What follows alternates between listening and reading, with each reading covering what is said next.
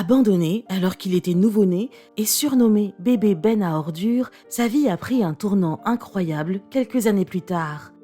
Salut à tous et bienvenue sur AZ237. Quelques heures après sa naissance en 1989, Freddy Figures a été déposé à côté d'une benne à ordures dans une zone rurale de la péninsule de Floride. Un passant l'a trouvé seul et en détresse et a appelé la police. Le nourrisson a été hospitalisé avec des blessures mineures pendant 2 jours, puis placé dans un foyer d'accueil. Regardons son histoire. Mais avant de commencer, voici la question du jour. Je ne peux exister sans lumière et pourtant, si on m'éclaire, je disparais. Qui suis-je ? Donnez-nous votre réponse dans les commentaires. La réponse exacte vous sera donnée à la fin de la vidéo. N'hésitez pas à liker la vidéo pour nous encourager et si vous êtes nouveau sur la chaîne, abonnez-vous et activez la cloche de notification pour ne manquer aucune de nos prochaines vidéos. Le couple qui l'a recueilli, Nathan et Betty Figures, vivait dans la ville voisine de Quincy, en Floride, et avait déjà une fille. Peu de temps après que Freddy ait commencé à vivre avec eux, les Figures, qui accueillaient souvent des enfants en famille d'accueil, ont décidé de l'adopter.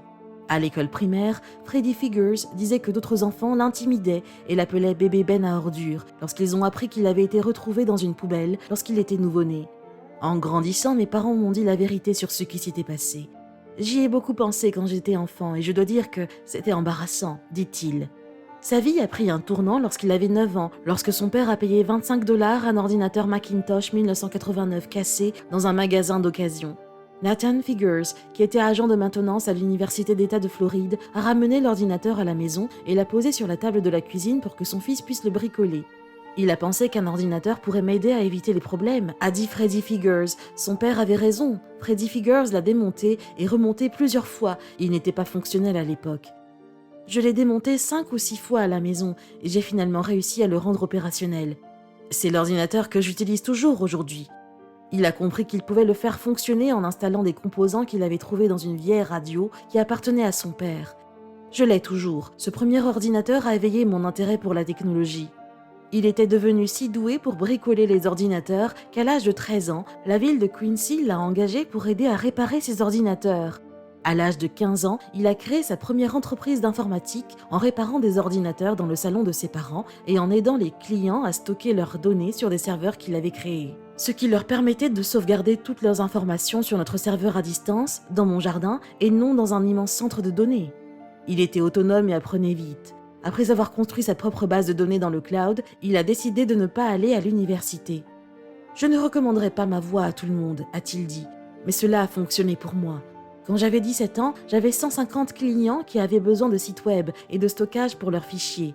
Son moment de gloire est venu plusieurs années plus tard, en 2012. Il a déclaré qu'à l'âge de 23 ans, il a vendu un programme de tracker GPS à une société non divulguée au Kansas pour 2,2 millions de $. Son père avait développé la maladie d'Alzheimer et s'égarait fréquemment lorsqu'il était désorienté. J'ai vu mon père atteint de démence, à tel point qu'il oubliait de mettre son pantalon, mais se souvenait toujours de mettre ses chaussures, ce qui m'a donné l'idée de programmer cette chaussure pour lui, qui m'informerait instantanément de sa position.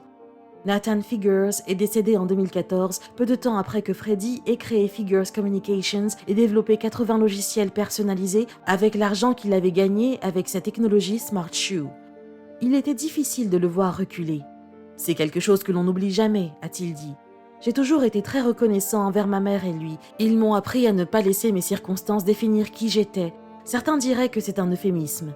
Freddy Figures, qui vit maintenant à Parkland en Floride, est le fondateur de Figures Wireless, une entreprise privée de télécommunications qui, selon lui, a été évaluée en 2017 à plus de 62 millions de $.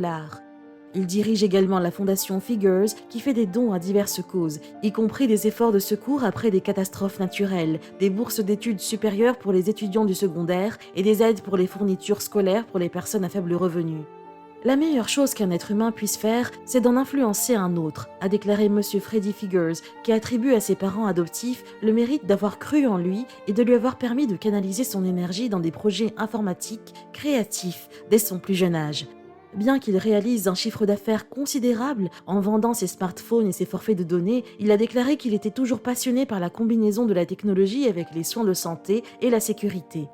Il vend un lecteur de glycémie sans fil pour les personnes atteintes de diabète, qui permet aux patients de télécharger et de partager leur taux de glucose grâce à la technologie Bluetooth. Et il travaille sur un projet similaire à sa technologie Smart Shoe pour aider les familles à rester en contact avec leurs proches sans abri. Cela pourrait être moi dans la rue. J'aurais pu être sans abri ou mort si on ne m'avait pas trouvé dans une benne à ordures après ma naissance. Mes parents m'ont adopté et m'ont donné de l'amour et un avenir.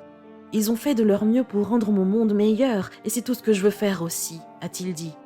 Mary Janet Lee Figures, sa femme, dit qu'il est pris dans la joie d'élever leur premier enfant Rose, qui a 2 ans. Je suis heureux dans la vie, c'est important pour moi d'aller de l'avant, a-t-il dit. Je ne suis qu'une personne, mais je crois que si je peux avoir un impact sur une seule autre personne, cela peut se propager et je veux que ma fille grandisse en sachant cela. Quelle est votre opinion au sujet de cette histoire ? Dites-le nous dans les commentaires. Et maintenant, la réponse à la question du jour. L'ombre.